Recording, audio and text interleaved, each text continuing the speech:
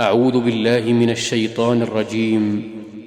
بسم الله الرحمن الرحيم. وإن طائفتان من المؤمنين اقتتلوا فأصلحوا بينهما فإن بغت إحداهما على الأخرى فقاتلوا التي تبغي حتى تفيء إلى أمر الله فإن فاءت فأصلحوا بينهما بالعدل وأقسطوا إن الله يحب المقسطين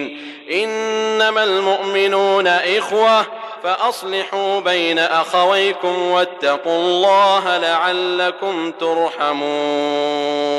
بسم الله الرحمن الرحيم. الحمد لله رب العالمين والصلاة والسلام على رسوله الكريم محمد وعلى آله وأصحابه أجمعين. أما بعد، أعوذ بالله من الشيطان الرجيم. بسم الله الرحمن الرحيم. وإن طائفتان من المؤمنين اقتتلوا فأصلحوا بينهما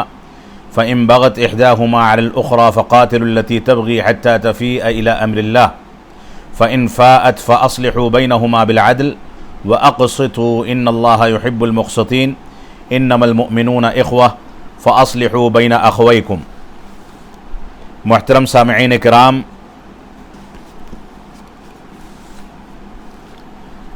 اسلامی عقائد کی اصلاح سے متعلق جو درس کا سلسلہ چل رہا ہے، اس کے بارے میں میں یہ معذرت پیش کرنا چاہوں گا کہ گزشتہ درس جمعرات کے دن پیش نہیں کیا جا سکا. اسی درس کو آج سوموار کے دن پیش کیا جا رہا ہے. یہ 24واں درس ہے اس سلسلے کا، اور آج کے درس کا موضوع ہے تکفیر اور اس کے ضوابط، اور تکفیر جیسے حساس مسائل میں ہماری غلطیاں. تکفیر دراصل کہا جاتا ہے کسی کو کافر کہنا، کسی کے اوپر کفر کا حکم لگانا. یہ اسلام میں باقاعدہ ضوابط اور اصول اور بہت سارے قواعد پر محصور ہے، اور کسی بھی انسان کو اس بات کا حق نہیں ہے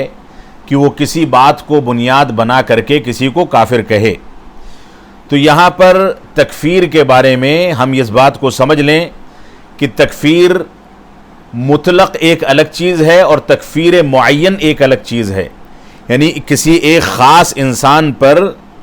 تعیین کے ساتھ حکم لگانا کہ فلاں انسان جس کا یہ نام ہے وہ کافر ہے، اس حکم کا اختیار اسلام نے کسی ایک فرد کو ہرگز نہیں دیا. علماء کرام کی جماعت اگر دیکھتی ہے اور ضرورت محسوس کرتی ہے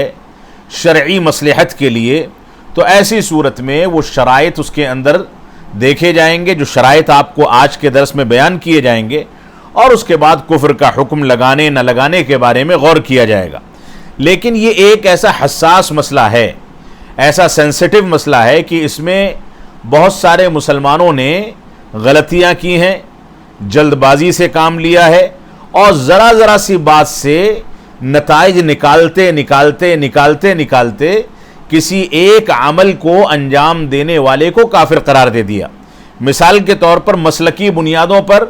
بعض لوگوں نے بعض دوسرے مسالک کی تکفیر کی.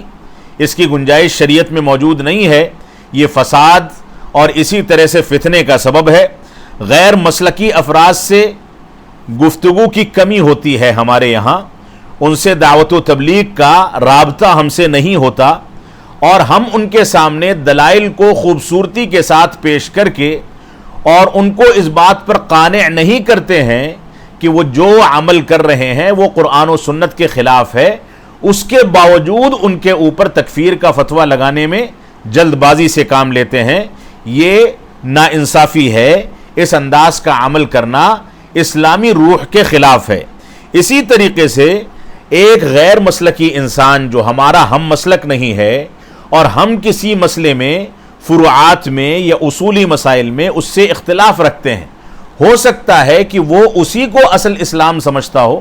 کسی نے اس کے ذہن میں یہ بات ڈالی ہو کہ یہ چیزیں دلائل کے مطابق ہیں، اور غلط فہمی کی بنیاد پر اس کو اسلام سمجھ کر کے وہ انجام دیتا ہے، جبکہ ہم کو خبر ہے کہ وہ دلائل سے ہٹا ہوا ہے، قرآن و سنت سے دوری اختیار کر لی ہے. اس وجہ سے ہماری یہ ذمہ داری ہے کہ دعوت و تبلیغ کے میدان میں اتنی وسعت پیدا کریں کہ ایسے لوگوں کے ساتھ بیٹھ کر کے ان کے ذہن و دماغ کو صاف کیا جائے، ان کے سامنے اصلی اسلام اور بنیادی تعلیمات کو دلائل کی روشنی میں خوبصورتی کے ساتھ، نرمی کے ساتھ، حکمت و مصلحت کے ساتھ رکھا جائے، اور اس کے بعد اگر کوئی سرکشی ان کی جانب سے یا انکار ان کی جانب سے اس کے باوجود آتا ہے تو ایسی صورت میں ہم اس کے بارے میں پھر علماء کرام کی ٹیم کے ذریعے سے غور کریں۔ تو یہاں پر چند چیزوں کا خیال کرنا ضروری ہے۔ دو چیزیں تو یہ ہیں کہ مسلکی بنیادوں پر تکفیر کرنے کی جلد بازی یا یہ غلطی جو کچھ لوگ کر جاتے ہیں یہ غلط ہے، بہت سارے لوگ ایسے ہیں، اور میں یہاں پر یہ کہوں گا کہ لوگوں کا اتہام یہ ہے کہ سلفی جماعت کے حاملین یا جماعت اہل حدیث کے لوگ اس انداز کا مزاج زیادہ رکھتے ہیں، جبکہ حقیقت اس کے برعکس ہے۔ گالی گلوچ تلاش کی جائے، تنقیدیں تلاش کی جائیں، غلط انداز کے الفاظ تلاش کیے جائیں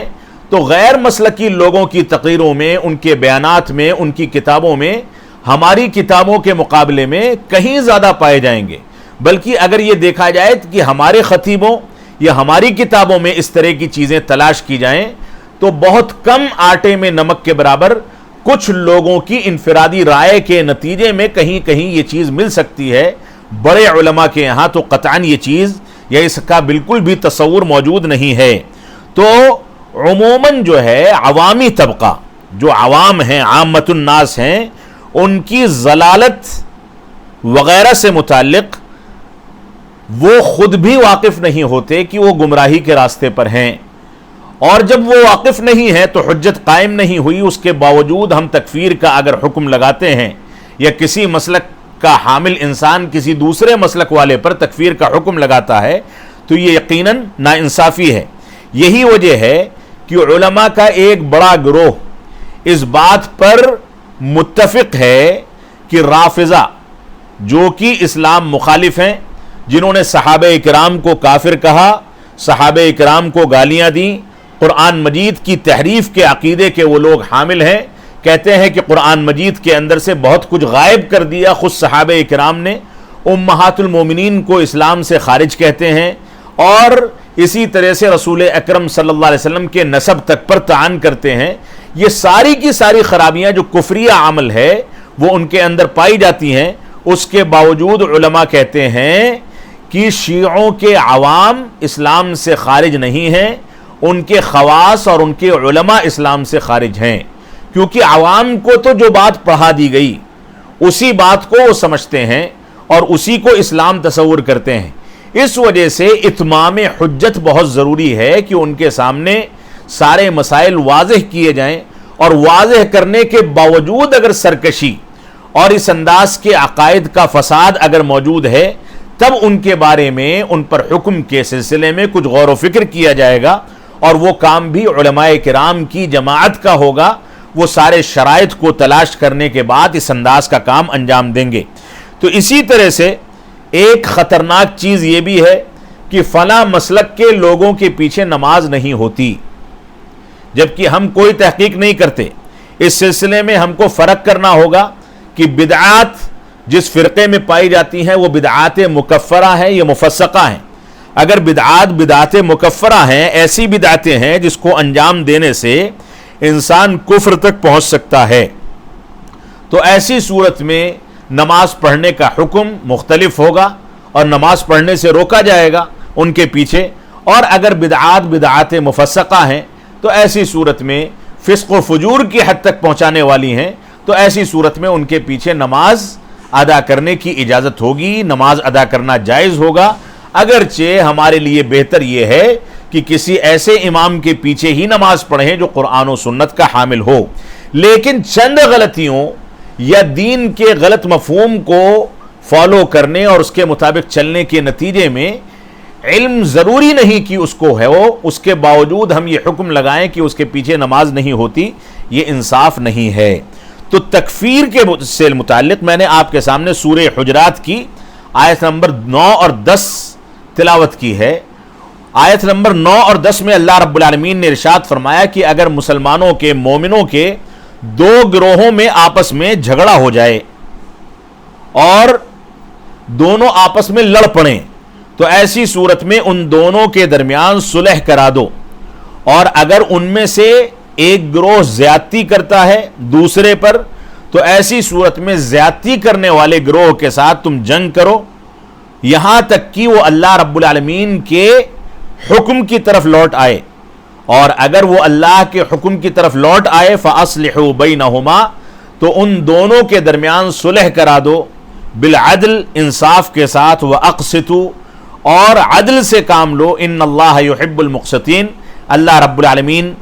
عدل کرنے والوں کو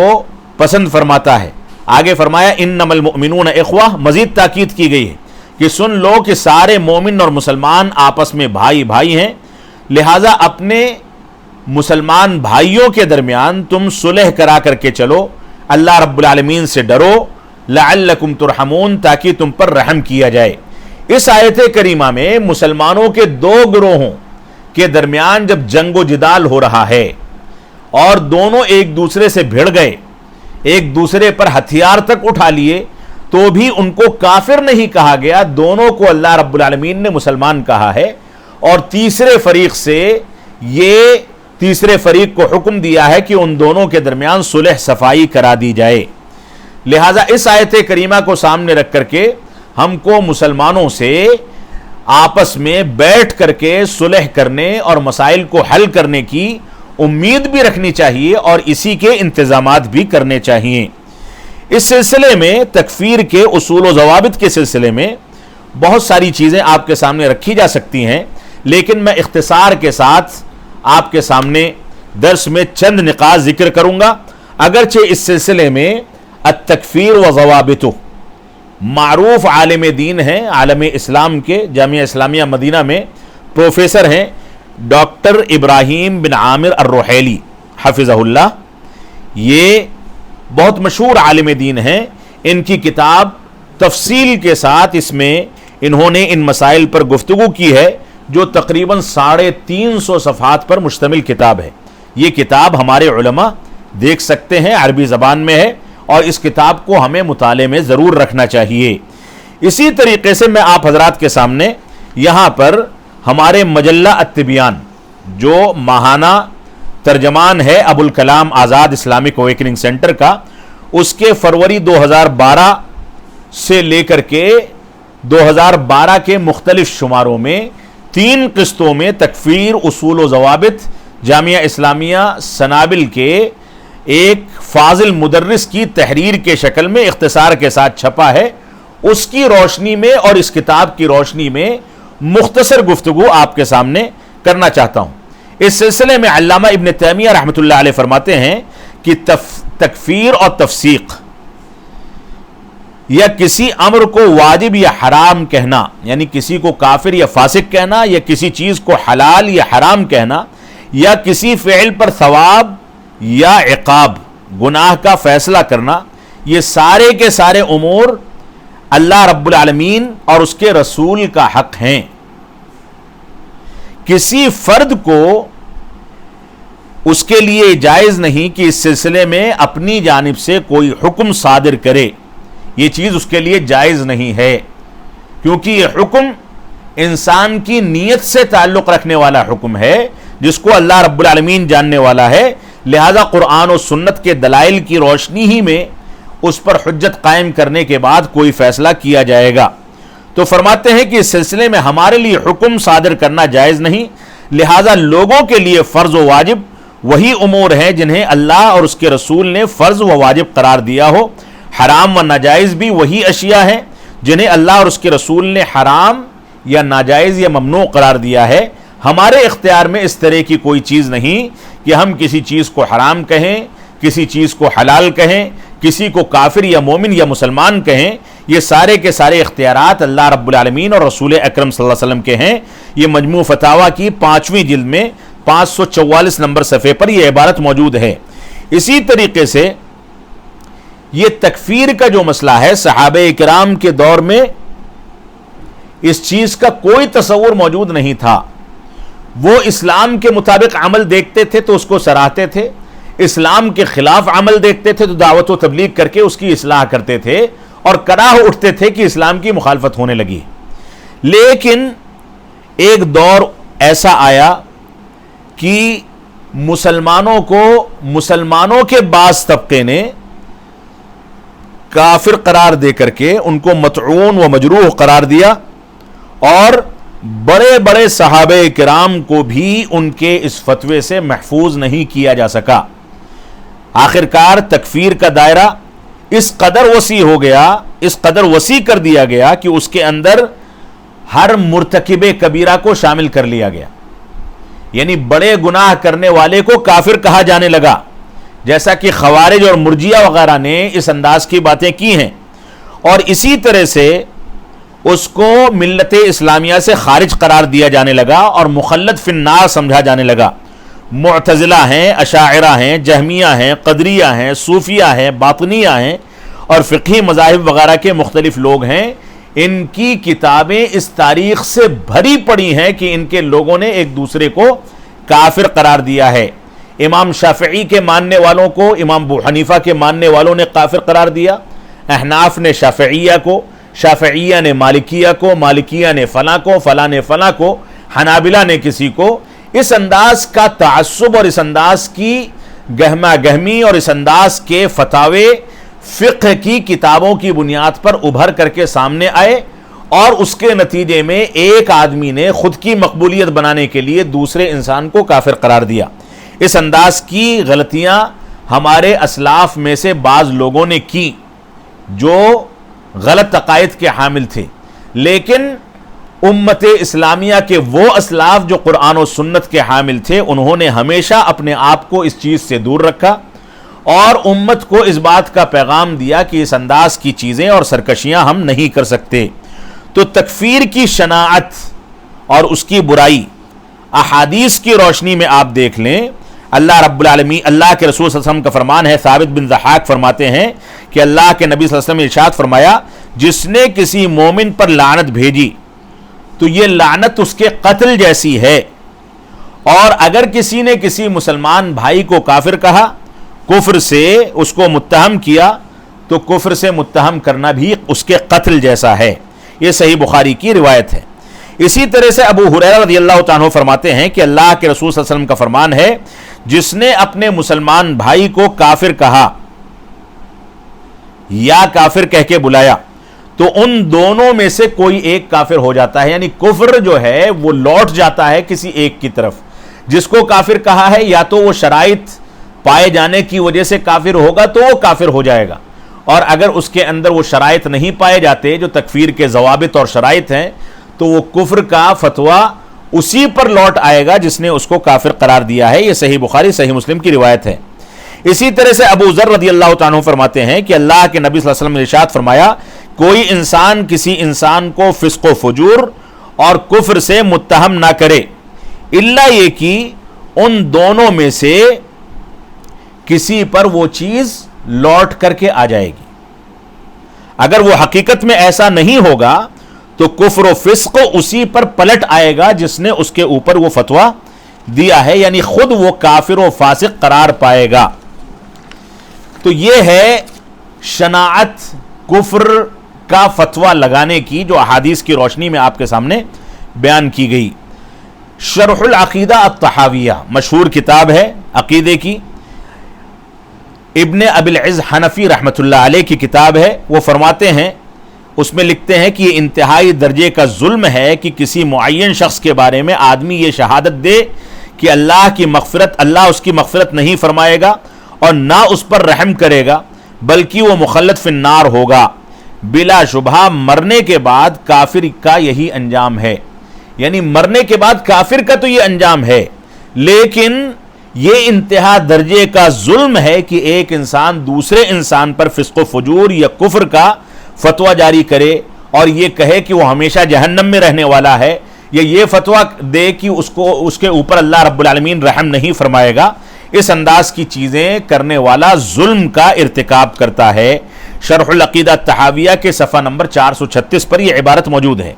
اسی طرح سے تکفیر مطلق اور تکفیر معین کے درمیان فرق کرنا ضروری ہے بنیادی طور سے۔ ایک چیز یہ ہے کہ کفریہ عمل، اور ایک چیز ہے کفریہ عمل کے نتیجے میں کسی پر کفر کا فتویٰ لگانا۔ ایک انسان کفریہ عمل کرتا ہے، جان بوجھ کر کے نماز چھوڑتا ہے، جان بوجھ کر کے روزہ چھوڑتا ہے، جان بوجھ کر کے ارکان اسلام کو نظر انداز کرتا ہے، تو یہ اس کا عمل کفریہ ہے۔ صحابہ اکرام کو گالیاں دینا کفریہ عمل ہے، لیکن ایسا عمل کرنے والے انسان کے اوپر کفر کا فتویٰ لگانا یہ مستقل موضوع ہے۔ کفریہ عمل کی وجہ سے کفر کا فتویٰ لگانا جائز ہو جائے ایسا کوئی ضروری نہیں ہے۔ اس وجہ سے اس مسئلے کو ہم کو سمجھ لینا چاہیے۔ تو کوئی بھی قول یا فعل جو کتاب و سنت کی روشنی میں کفر قرار پاتا ہے، مثلا فرضیت صلاۃ کا انکار کرنا، اسی طرح سے جادو سیکھنا یا سکھانا، کاہن کی بات کی تصدیق کرنا، شراب کو حلال سمجھنا، اور اسی طرح سے محارم کے ساتھ نکاح کرنے کو حلال سمجھنا وغیرہ، اس طرح کے اعمال کو کفر کہا گیا ہے۔ لیکن شریعت کی نظر میں یہ کفریہ اعمال ضرور ہیں، لیکن ان کا ارتکاب کرنے والا کافر ہو جائے اور ملت اسلامیہ سے خارج ہو جائے، مخلد فی النار ہو جائے، ایسا ضروری نہیں ہے، بلکہ ایسا قرار دینے یا اس انداز کا فتویٰ دینے کے لیے اس کے اندر تکفیر کی شرطوں کا پایا جانا اور اس کا متحقق ہونا ضروری ہے۔ اس کے بغیر کفریہ عمل کو انجام دینے کے باوجود اس کو کافر قرار نہیں دیا جا سکتا۔ یہاں ایک بات سمجھ لیں کہ کفر کبھی کفرن دون کفرن کی قبیل سے ہوتا ہے، یعنی کفر ایسا ہوتا ہے جو عمل تو کفریہ ہے لیکن وہ کفر کے مراتب کے لحاظ سے ہلکے پھلکے درجے تک پہنچاتا ہے۔ یعنی انسان اس کی وجہ سے ہو سکتا ہے کہ اگر اس پر مداومت برتے اور ہمیشہ اس پر باقی رہے تو دھیرے دھیرے کفر میں داخل ہوتا چلا جائے، لیکن کبھی کبھار کفرن دون کفرن یعنی کفر کے ایک درجے تک انسان پہنچتا ہے اور اس کے بعد پلٹ کر کے اسلام میں واپس آ جاتا ہے، اس سے توبہ کر لیتا ہے۔ تو کبھی کبھار جیسے نماز کو چھوڑنا ہے، نماز کا انکار کرنے والا تو کافر ہے، لیکن نماز کو سستی اور کاہلی کی وجہ سے چھوڑ دیتا ہے، ارتکاب کرتا ہے ترک صلاۃ کا، تو یہ کفرن دون کفرن کے قبیل سے ہے۔ یعنی کفر کا ایک درجہ ہے، عمل تو کفریہ ہے لیکن اس پر عمل کرنے والے کو کافر قرار نہیں دیا جائے گا، اور اگر وہ اسی حالت میں مر جائے تو وہ اللہ کی مشیت کے تابع ہوگا، مخلد فی النار نہیں ہوگا۔ اپنی زندگی میں اس نے جو کچھ نیک اعمال کیے ہیں ان نیک اعمال کے بدلے میں کسی نہ کسی دن اس کو جہنم سے نکال کر کے جنت میں ڈالا جائے گا۔ اس وجہ سے کفرن دون کفرن کے تحت ہم کو ان باتوں کو سمجھ لینا چاہیے۔ اس سلسلے میں بہت ساری مثالیں ہمارے سامنے ہو سکتی ہیں، جیسا کہ نبی کریم صلی اللہ علیہ وسلم کی حیات مبارکہ میں اس کی بہت ساری مثالیں ملتی ہیں۔ عبداللہ بن ابی اوفا رضی اللہ تعالیٰ عنہ سے مروی ہے کہ معاذ بن جبل رضی اللہ تعالیٰ عنہ جب شام سے واپس آئے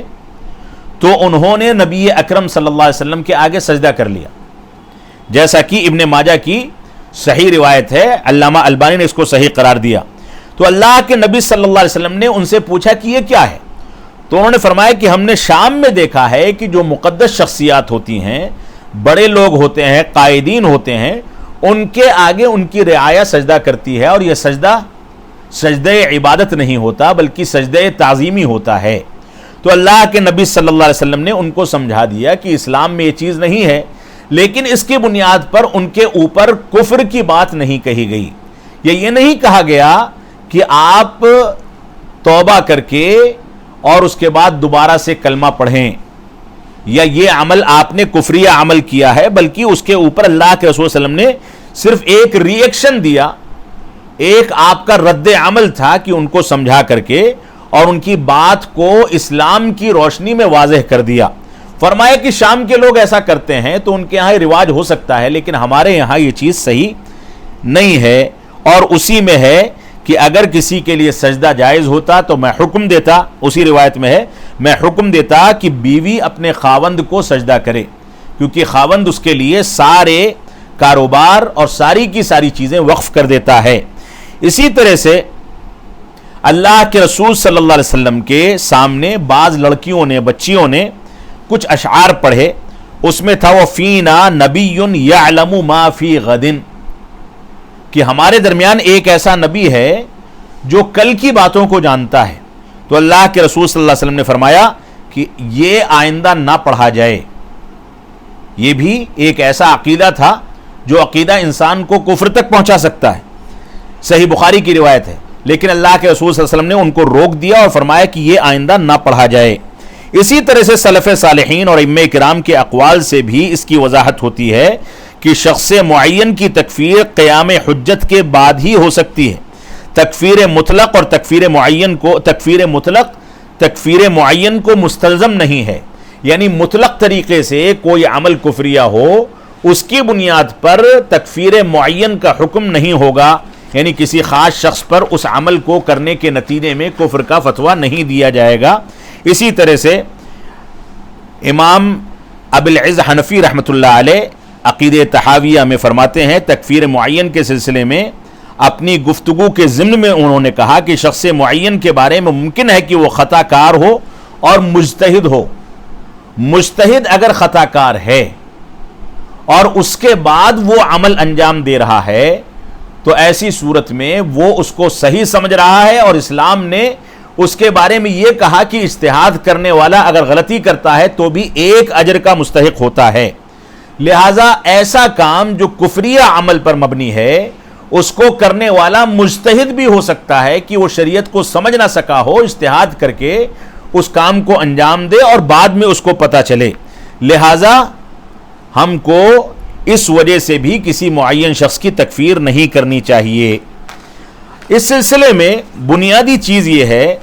کہ تکفیر معین ہم جس کی کر رہے ہیں اس کے بارے میں 4 شرائط کا پایا جانا ضروری ہے. اس کے اندر 4 چیزیں اگر موجود ہیں تکفیر معین کے لیے، 4 شرطیں اگر پائی جاتی ہیں تو ایسی صورت میں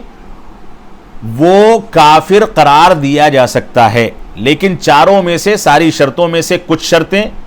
یا ساری شرطیں اگر مفقود ہیں تو ایسی صورت میں اس کو کافر قرار نہیں دیا جائے گا. پہلی شرط یہ ہے کہ جس کو کافر کہا جا رہا ہے وہ عاقل و بالغ ہو، یعنی اس کے پاس اتنا شعور ہو کہ وہ جان بوجھ کر کے وہ کفریہ عمل کر رہا ہے. یہ شرط اگر موجود ہے اور اس کے ساتھ بقیہ شرطیں ہیں تو ایسی صورت میں اس کو کافر قرار دیا جا سکتا ہے. دوسری شرط ہے تکفیر معین کی کہ آدمی کی طرف سے کفریہ قول یا فعل جان بوجھ کر کے اس کے ارادے اور اختیار سے صادر ہوا ہو. یعنی وہ کفریہ فعل جو ہے جان بوجھ کر کے اپنے مکمل اختیار اور ارادے سے اس کو انجام دیتا ہے. اگر کسی دوسرے کے دھمکانے کی وجہ سے اس نے انجام دیا تو ایسی صورت میں وہ کافر نہیں ہوگا. مجبور اگر کیا گیا ہے تو کافر نہیں ہوگا. اللہ رب العالمین کا فرمان ہے سورہ نحل کی آیت نمبر 106 میں، من کفر باللہ من بعد ایمانہ الا من اکرہ وقلبہ مطمئن بالایمان. اللہ رب العالمین نے فرمایا جو اللہ رب العالمین کا کفر کرے اپنے ایمان کے بعد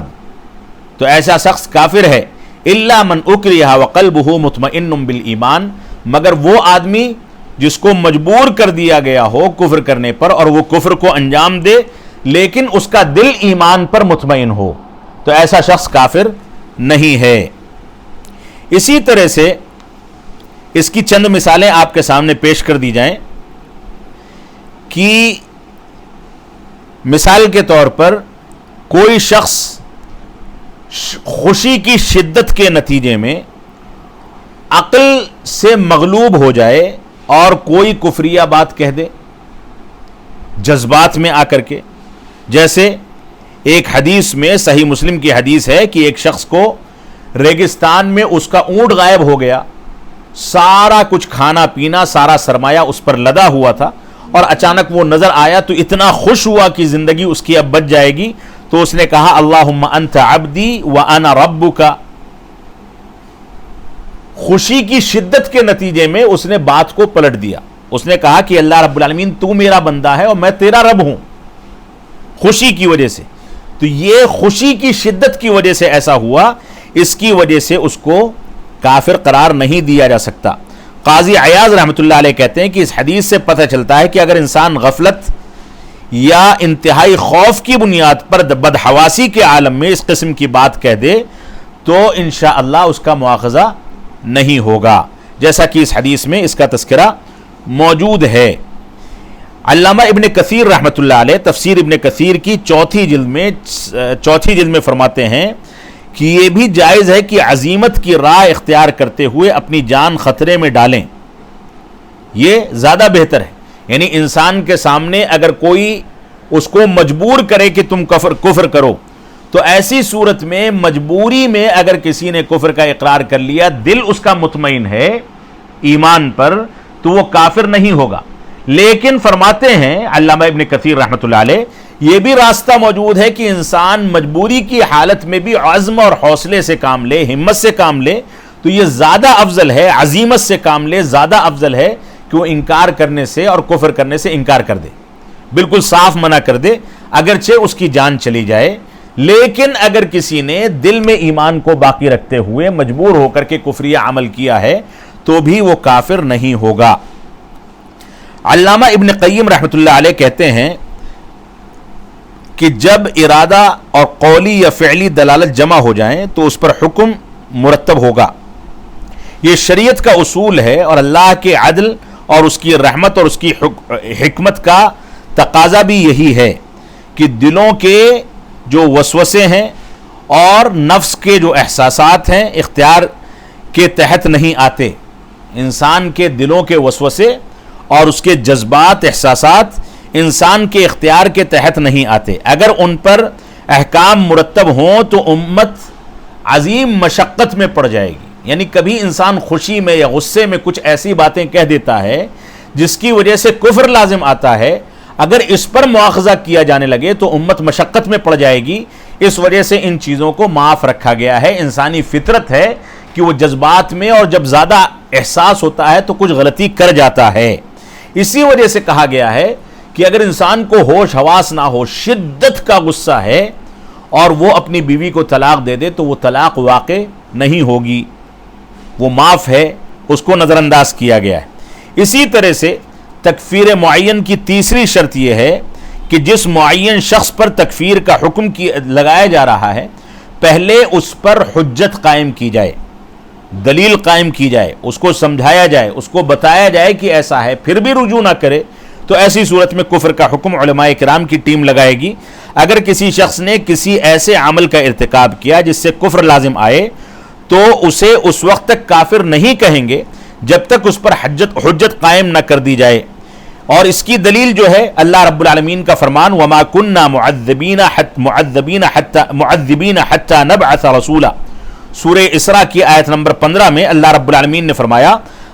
ہم عذاب دینے والے نہیں ہیں جب تک کہ لوگوں کو حق و باطل کا فرق سمجھانے کے لیے ایک پیغمبر نہ بھیج دیں۔ یعنی اگر کوئی ایسا شخص ہے جس تک دین اسلام کی کوئی بات پہنچی ہی نہیں اور اسی حالت میں وہ مر گیا تو اس کے خلاف سزا دینے کی کوئی دلیل موجود نہیں ہے، اور اللہ رب العالمین کی ذات سے یہی امید ہے کہ اس کو معاف فرمائے گا کیونکہ اس تک حجت قائم ہی نہیں ہو سکی۔ اسی طریقے سے اللہ رب العالمین نے فرمایا، اور دوسری جگہ پر قتادہ رضی اللہ تعالیٰ عنہ فرماتے ہیں اسی آیت کریمہ وما كنا معذبین حتی نبعث رسولا کے تحت، کہتے ہیں کہ اللہ تعالیٰ کسی کو عذاب دینے والا نہیں یہاں تک کہ اس کے پاس اللہ کی طرف سے کوئی خبر یا دلیل آ جائے، اس کے بغیر اللہ رب العالمین عذاب دینے والا نہیں ہے۔ یہ قتادہ رحمۃ اللہ علیہ کی شرح و تفسیر ہے اس آیت کریمہ کے بارے میں۔ اسی طریقے سے اللہ رب العالمین نے ارشاد فرمایا رسلا مبشرین ومنذرین لئلا یکون للناس علی اللہ حجۃ بعد الرسل وکان اللہ عزیزا حکیما۔ اللہ رب العالمین کا فرمان ہے یہ سارے رسول خوشخبری دینے والے اور ڈرانے والے بنا کر کے بھیجے گئے کہ ان کو مبعوث کر دینے کے بعد لوگوں کے پاس اللہ کے مقابلے میں کوئی حجت نہ رہے، اور اللہ بہرحال غالب رہنے والا اور حکیم و دانا ہے۔ یہ اللہ رب العالمین نے ارشاد فرمایا۔ آیت کریمہ جو ہے وہ سورہ نساء کی آیت نمبر 165 ہے، جس میں اللہ رب العالمین نے اس کی وضاحت فرمائی ہے کہ رسولوں کو حجت قائم کرنے کے لیے ہی بھیجا گیا ہے۔ امام بغوی رحمۃ اللہ علیہ فرماتے ہیں اس آیت کی تفسیر میں فرماتے ہیں کہ اس میں اس بات کی دلیل ہے کہ اللہ کے رسولوں کے بھیجنے سے پہلے اپنے بندوں کو اللہ رب العالمین عذاب نہیں دیتا ہے، چاہے رسول بھیجے جائیں یا رسول کے نمائندے علماء کرام بھیجے جائیں۔ اسی طریقے سے قیام حجت کا مفہوم کیا ہے، اس کے دو مفاہیم علماء کرام نے یہاں پر ذکر کیے ہیں، جس میں سے راجح قول میں آپ کے سامنے تھوڑی تفصیل کے ساتھ بیان کروں گا۔ قیام حجت سے مراد ایک قول کے مطابق یہ ہے کہ قیام حجت سے مراد حجت کا شخص معین تک پہنچنا، حجت کا شخص معین تک پہنچنا اور اس کے مطلوب و مقصود کو سمجھ لینا، یعنی وہ سمجھ جائے کہ اس سے مطلوب اور مقصود کیا ہے جو حجت اس پر قائم کی جا رہی ہے۔ اکثر علماء اسی کے قائل ہیں، جن میں ابن قدامہ، شیخ الاسلام علامہ ابن تیمیہ رحمۃ اللہ علیہ، علامہ ابن قیم رحمہ اللہ وغیرہ اسی کے قائل ہیں کہ حجت قائم کرنے سے مراد یہی ہے۔ اور بعض لوگوں نے یہ کہا ہے کہ شخص معین تک حجت پہنچے اور پہنچنے سے پہلے اس پر حجت اس پر تمام ہو گئی ہو، چاہے وہ اس حجت کے مقصد کو سمجھ سکے یا نہ سمجھ سکے، لیکن حجت قائم مانی جائے گی، اور اگر اسی حالت میں مر جائے گا تو اس کو عذاب دیا جائے گا۔ تو اس سلسلے میں بہت سارے دلائل بھی علماء کرام نے ذکر کیے ہیں۔ پہلا قول راجح ہے کہ حجت قائم کی جائے اور اس کا مقصد وہ سمجھ جائے۔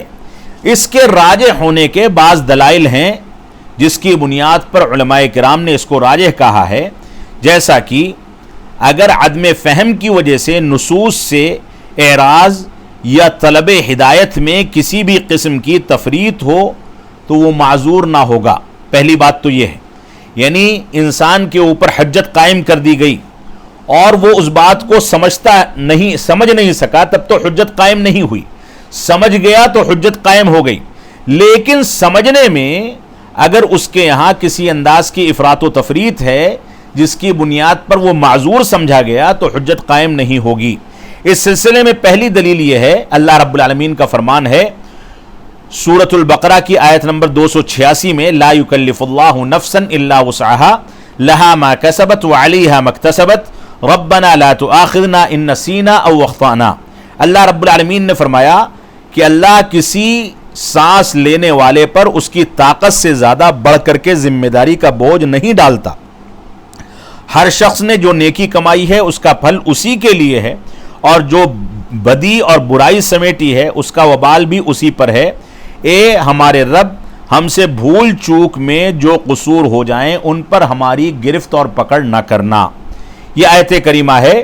اس سے پتہ چلتا ہے کہ حجت قائم ہونے کے ساتھ ساتھ اس کا مقصد بھی سمجھ جانا ضروری ہے، تبھی حجت تمام ہوگی۔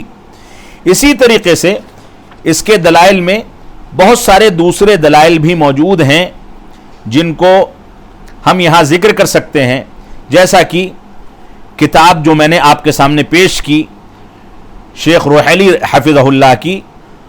التکفیر وضوابطہ، اس کتاب کے اندر وہ لکھتے ہیں کہ اللہ تعالیٰ نے خبر دی ہے کہ کسی سانس لینے والے کو اس کی قدرت سے زیادہ مکلف نہیں بنایا ہے اللہ رب العالمین نے،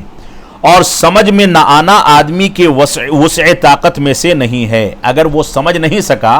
تو ایسی صورت میں گویا وہ اس کی طاقت سے باہر معاملہ ہے، بشرطے کہ اعراض کے ساتھ اس نے ایسا نہ کیا ہو۔ اسی لیے علماء نے فہم کو تکلیف کی شرطوں میں شمار کیا ہے، یعنی حجت قائم کرنے میں فہم بھی شمار کیا گیا ہے۔ اسی وجہ سے علماء کرام یہ کہتے ہیں کہ حجت قائم ہونے کے ساتھ ساتھ دلیل کا سمجھ جانا اور مقصد کا سمجھ جانا بھی شرط ہے۔ اس سلسلے میں ایک دلیل اللہ کے نبی صلی اللہ علیہ وسلم کا فرمان کہ آپ نے فرمایا کہ قلم 3 لوگوں سے رفع القلم عن 3، 3 لوگوں سے قلم اٹھا لیا گیا، ذمہ داری ان کو ذمہ دار نہیں مانا گیا۔ ایک وہ آدمی جو سو رہا ہے یہاں تک کہ بیدار ہو جائے، نیند کی حالت میں کوئی غلطی کرتا ہے تو اس پر کوئی مواخذہ نہیں ہے یہاں تک کہ بیدار ہو جائے۔ ایک چھوٹا شخص کم عمر نابالغ، جب تک وہ بڑا نہ ہو جائے، بالغ نہ ہو جائے، جب تک وہ مکلف نہیں ہے۔ اور اسی طرح سے وہ انسان جس کا دماغی توازن صحیح نہیں ہے، پاگل ہے، جب تک اس کی عقل درست نہ ہو جائے، عقل و شعور نہ آ جائے، جب تک اس کے اوپر حجت قائم نہیں ہوگی. ابن ماجہ کی روایت ہے, علامہ البانی نے اس کو صحیح قرار دیا ہے. 3 قسم کے لوگوں سے مواخذہ اٹھا لیا گیا ہے اس آیت کریمہ, اس مبارک حدیث کے اندر اس بات کا تذکرہ کیا گیا ہے. تو حدیث میں مذکورہ تینوں لوگوں کو عدم تمیز اور عدم فہم کی بنیاد پر معذور قرار دیا گیا ہے. اسی وجہ سے علامہ شیخ محمد امین شنقیطی رحمۃ اللہ علیہ لکھتے ہیں کہ تکلیف میں عقل کی شرط کے بابت علماء کے مابین کوئی اختلاف نہیں ہے, اس لیے کہ اس شخص کے مکلف ہونے کا کوئی مطلب نہیں جو خطاب کو نہ سمجھ سکے. یعنی پہلا قول جو ہے وہی راجح ہے.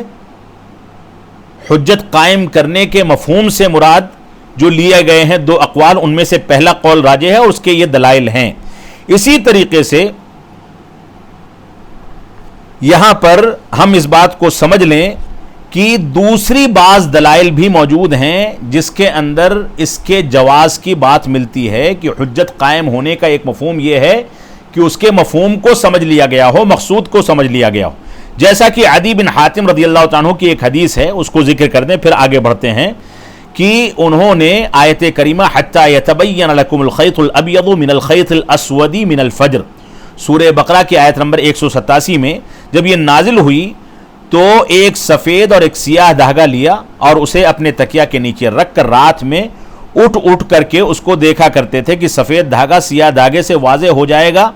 مگر ایسا نہ ہوا تو اللہ کے نبی صلی اللہ علیہ وسلم کے پاس وہ گئے اور سارے حقائق رکھے. تب آپ نے خیط اسود اور خیط ابیض کے مفہوم کو ان کو بتایا, لیکن یہ غلطی کر چکے تھے اور غلط طریقے سے سمجھ چکے تھے. غلط طریقے سے سمجھنے کی بنیاد پر ان کے اوپر حجت قائم نہیں ہوئی اور ان کو معذور سمجھا گیا. جب اللہ کے رسول صلی اللہ علیہ وسلم نے ان کو مقصود بتا دیا, اب اس کے بعد غلطی کرتے تو ان کے اوپر حجت قائم ہوتی اور ان کو اس مسئلے میں خطاوار سمجھا جاتا, جیسا کہ صحیح بخاری میں اس روایت کی تفصیل موجود ہے. اسی طریقے سے ابن عمر رضی اللہ عنہما کی حدیث ہے کہ نبی کریم صلی اللہ علیہ وسلم نے غزوہ خندق کے موقع پر فرمایا کہ تم سب عصر کی صلاۃ بنی قریظہ ہی میں پڑھو. تو راستے میں صحابہ کرام جب جا رہے تھے تو عصر کا وقت ہو گیا. بعض صحابہ کرام نے ظاہری مفہوم پر عمل کرتے ہوئے وہاں پر عصر کی نماز نہیں پڑھی بلکہ بنو قریظہ میں پہنچنے کے بعد پڑھی, اور بعض صحابہ کرام نے یہ دیکھا کہ وقت داخل ہو چکا ہے تو راستے میں عصر کی نماز ادا کر لی. جب اللہ کے نبی صلی اللہ علیہ وسلم کو خبر ہوئی تو آپ نے کسی کو سرزنش نہیں فرمائی,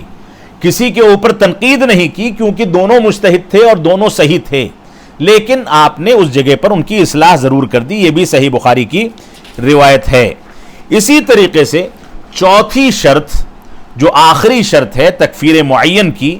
وہ شرط یہ ہے کہ جس شخص پر تکفیر معین کا فتویٰ لگایا جا رہا ہے, تعیین کے ساتھ جس کی تکفیر کی جا رہی ہے, وہ متأول نہ ہو, تعویل کرنے والا نہ ہو. تعویل سے مراد یہ ہے کہ کوئی مسلمان شخص کسی ایسی چیز کا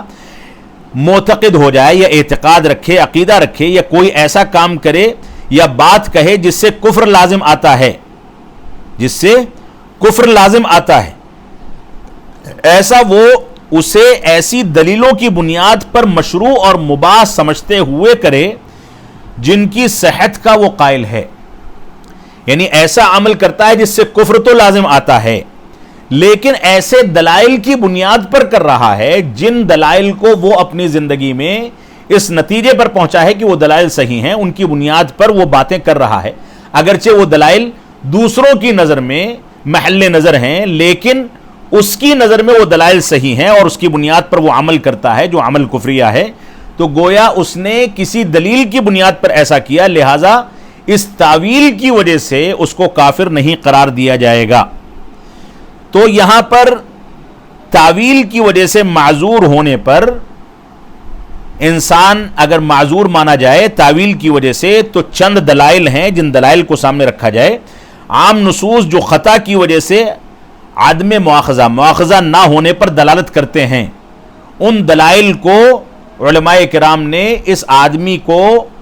تکفیر کے دائرے سے باہر نکالنے کے لیے پیش کیا ہے. جیسا کہ اللہ رب العالمین, اللہ کے رسول صلی اللہ علیہ وسلم کا فرمان ہے, ابن ماجہ کی صحیح روایت ہے کہ ان اللہ وضع عن امتی الخطا والنسیان وما استکرہوا علیہ, کہ اللہ نے میری امت سے خطا اور نسیان کو اور جس پر لوگ مجبور کر دیے گئے ہوں اس کو معاف فرما دیا ہے۔ اسی طریقے سے اللہ رب العالمین کا فرمان ہے ربنا لا تؤاخذنا ان نسینا او اخطانا، اے ہمارے رب اگر ہم بھول جائیں یا غلطی کر بیٹھیں تو ہمارا مواخذہ نہ کرنا۔ یہ دلائل ہیں اس بات کے کہ کوئی آدمی اگر کوئی کفریہ عمل کرتا ہے اور اس کفریہ عمل کو انجام دینے کے پیچھے کسی دلیل کی تعویل یا اس کی نظر میں اس دلیل کا صحیح ہونا اس کے لیے حجت ہے، تو ایسی صورت میں ہم تعین کے ساتھ اس پر کفر کا فتویٰ تب تک نہیں لگائیں گے جب تک اس کے اوپر حجت قائم نہ کر لی جائے۔ اسی طریقے سے کتب احادیث میں ایسی دلیلیں موجود ہیں جن سے پتہ چلتا ہے کہ نبی کریم صلی اللہ علیہ وسلم نے تعویل کی غلطی کرنے والوں کو معذور سمجھا ہے۔ اس کی بنیاد پر بھی علماء نے یہ شرط رکھی ہے، انہیں گنہگار قرار نہیں دیا گیا ان دلائل کی بنیاد پر، جیسا کہ خالد بن ولید رضی اللہ تعالیٰ عنہ کو بنو خزیمہ کے پاس سپہ سالار بنا کر کے بھیجا گیا، اور جب وہ گئے تو لوگوں کو اسلام کی دعوت دی۔ اسلام کی دعوت جب دی تو وہاں کے لوگوں نے اسلمنا کے بجائے صبعنا کہا۔ صبعنا کہتے ہیں خرجنا، اس کا معنی ہے خرجنا، یعنی اس دین سے نکل کر کے ہم دین میں داخل ہو گئے۔ صریح الفاظ انہوں نے اسلام قبول کرنے کے استعمال نہیں کیے، صریح الفاظ سے مراد اسلمنا نہیں کہا۔ تو اس کی بنیاد پر انہوں نے جب صبعنا کہا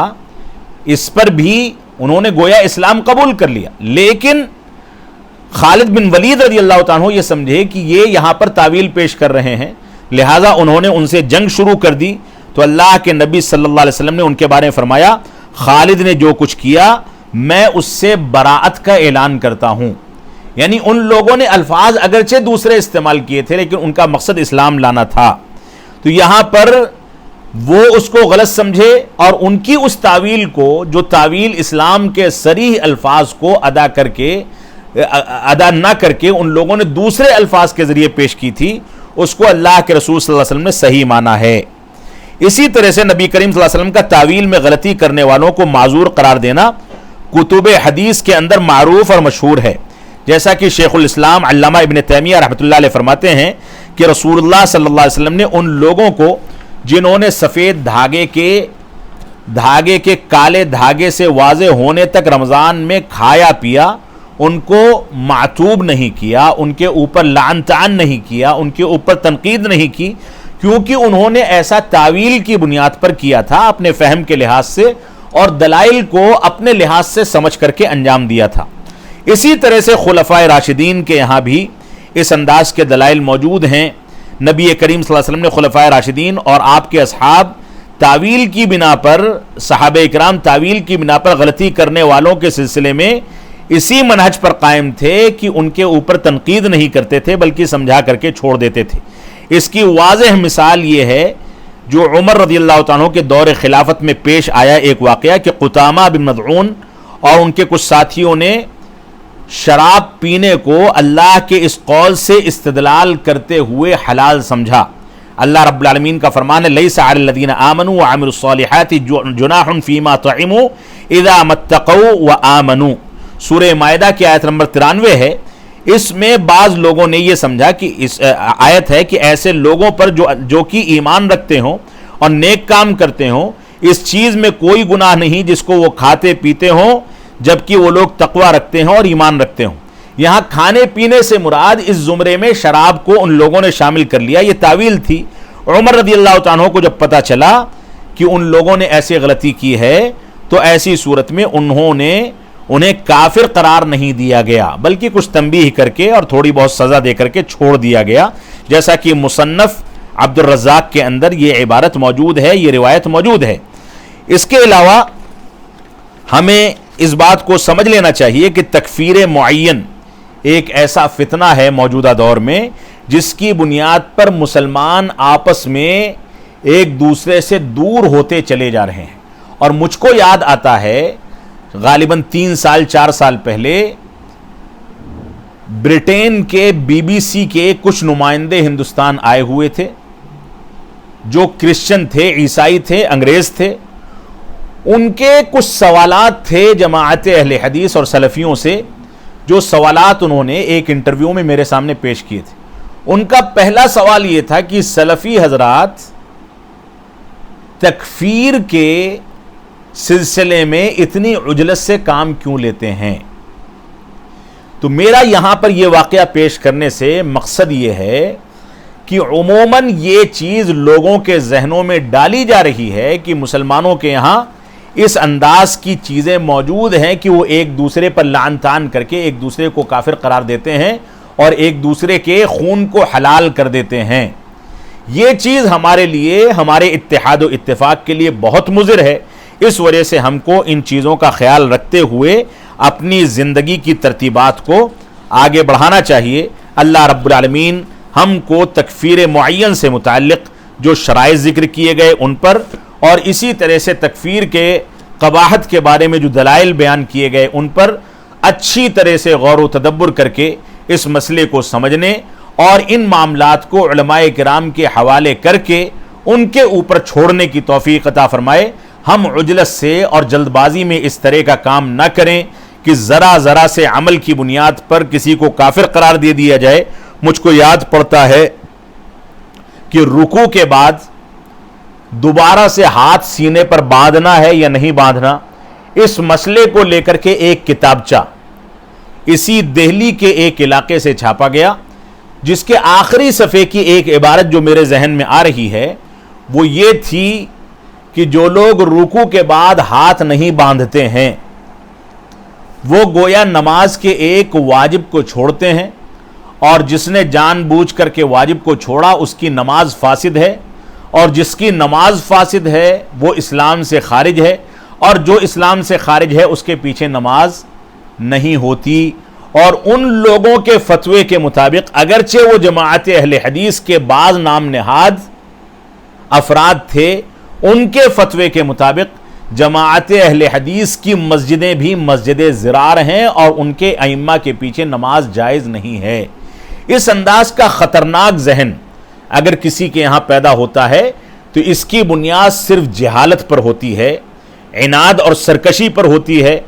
اور ایک دوسرے سے حسد پر ہوتی ہے، اور اس بات پر ہوتی ہے کہ ہم عالم نہیں بن سکے لیکن مفتی کس طریقے سے بن جائیں، کس طریقے سے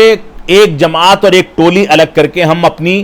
2 اینٹ کی مسجد الگ سے کھڑی کر لیں۔ اس انداز کے عناصر رکھنے والے، اس انداز کا ذہن رکھنے والے اس طرح کی باتیں کرتے ہیں۔ اللہ رب العالمین ہم کو قرآن و سنت کے مطابق زندگی گزارنے کی توفیق عطا فرمائے، اور عدل و انصاف سے کام لینے، شریعت کے تمام مفاہیم کو متوسط انداز سے، کیونکہ ہم امت وسط ہیں، متوسط انداز سے سمجھنے کی توفیق عطا فرمائے۔ ہم جب تک جئیں تب تک اسلام پر جئیں، جب ہمارا خاتمہ ہو تو ایمان پر ہو۔ وصلی اللہ علی نبینا محمد وعلی آلہ وصحبہ وسلم۔ والسلام علیکم ورحمۃ اللہ وبرکاتہ۔